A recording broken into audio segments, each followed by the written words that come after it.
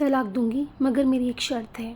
जब मैं रात को घर पहुंचा तो मेरी पत्नी ने खाना लगाया। मैंने उसका हाथ अपने हाथों में लिया और कहा, मुझे तुमसे कुछ ज़रूरी बात कहना है। वो शांत बैठकर खाना खा रही थी। उसकी आंखों में कुछ दर्द सा साफ नज़र आ रहा था। अचानक मुझे नहीं पता कैसे कहूँ मगर मुझे उसे बताना ही था। मैंने बड़ी शांति से कहा, मुझे तलाक चाहिए। लगा जैसे उसे मेरे शब्दों से कुछ फ़र्क ही नहीं पड़ा, बल्कि उसने मुझसे पूछा क्यों तलाक चाहिए। मैंने उसके सवाल को अनसुना किया तो उसे गुस्सा आ गया। उसने चम्मच उठा के फेंक दिया और ज़ोर से चिल्लाई, तुम इंसान नहीं हो। उस रात हमने एक दूसरे से बात नहीं की। वो रो रही थी। मुझे पता था कि वो जानना चाहती थी कि आखिर ऐसा क्या हुआ जो हमारा रिश्ता टूटने की कगार पे आ गया। पर मेरे लिए उसके सवालों का जवाब दे पाना नामुमकिन था।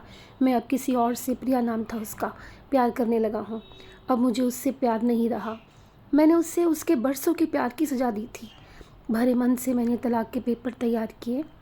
उसमें लिखा था कि ये पूरा घर, कार और कंपनी की 30% शेयर ले सकती है इस तलाक के बदले में।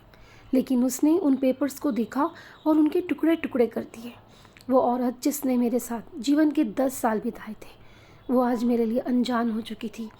मुझे इन 10 सालों का जो उसने मेरे लिए बर्बाद किए, मगर मैं क्या करूं? जो हो चुका उसे मैं बदल नहीं सकता था, क्योंकि मैं किसी और से, अपनी पत्नी से भी ज़्यादा प्यार करने लगा था। आखिरकार उसके सब्र का बांध टूट गया और वो फूट फूट कर मेरे सामने रोने लगी। मेरे लिए उसका रोना एक तरह से उसकी रिहाई की तरह था।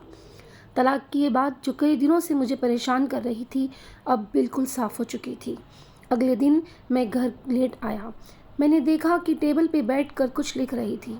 मैंने शाम का खाना नहीं खाया था, लेकिन फिर भी मैं सीधे ऊपर जाके अपने कमरे में सो गया, क्योंकि पूरा दिन प्रिया के साथ रहने और कई जगह घूमने के बाद मैं थक गया था।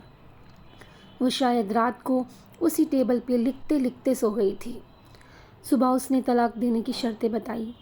वो मुझसे कुछ भी लेना नहीं चाहती थी। उसे सिर्फ तलाक से पहले 1 महीने का समय चाहिए था। उसने आग्रह किया कि इस महीने हम दोनों वही पुराना वाला जीवन जिएं, जितना संभव हो सके, क्योंकि आने वाले महीने में हमारे बेटे की परीक्षा है। वह नहीं चाहती थी कि हमारे टूटे रिश्ते का प्रभाव उसकी पढ़ाई पे पड़े।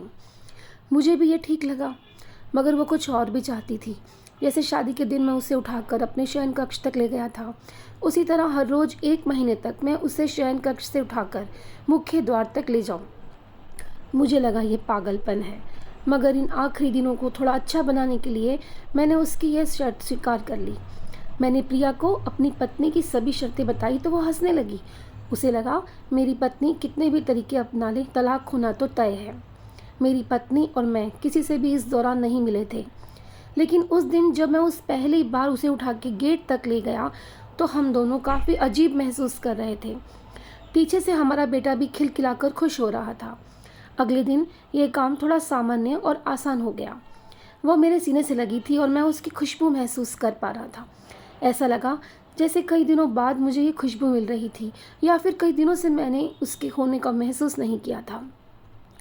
पहले जितना उसमें कसाव नहीं था, मगर उसके चेहरे पे कुछ हल्की झुर्रियाँ नज़र आ रही थी और बाल भी सफ़ेद होने लगे थे।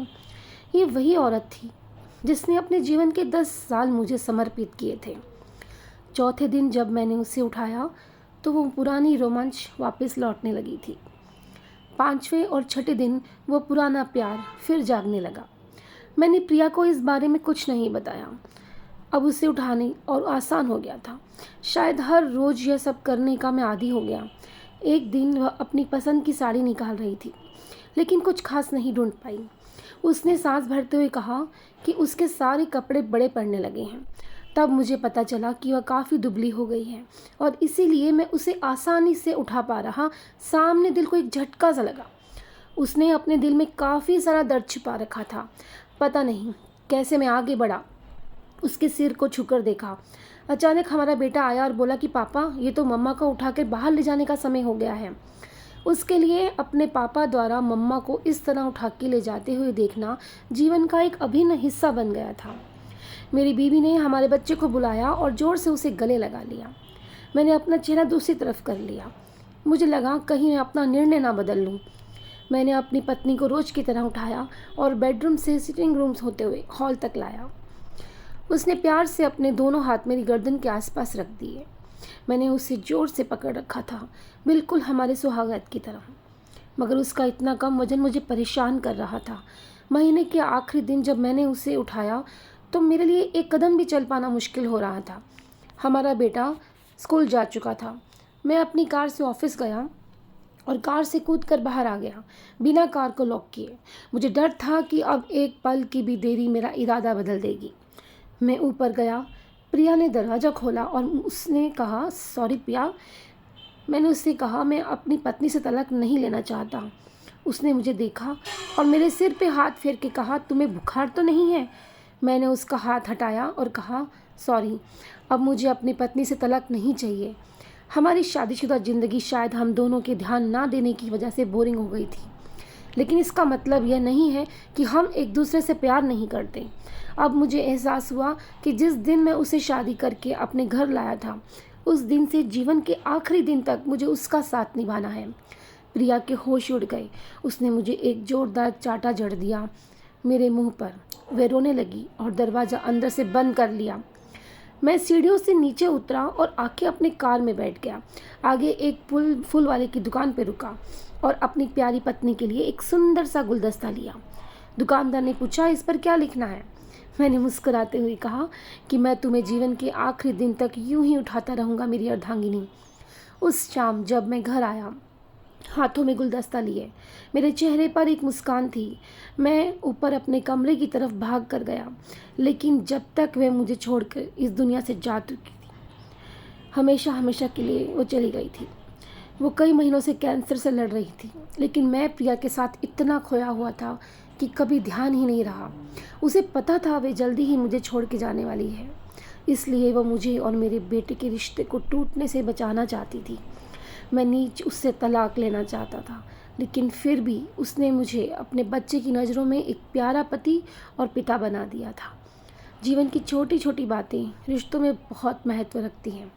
बड़ा घर, बड़ी कार और बैंक बैलेंस ये खुशियों का हिस्सा ज़रूर बन सकते हैं, मगर आपके बिना इनकी कोई कीमत नहीं।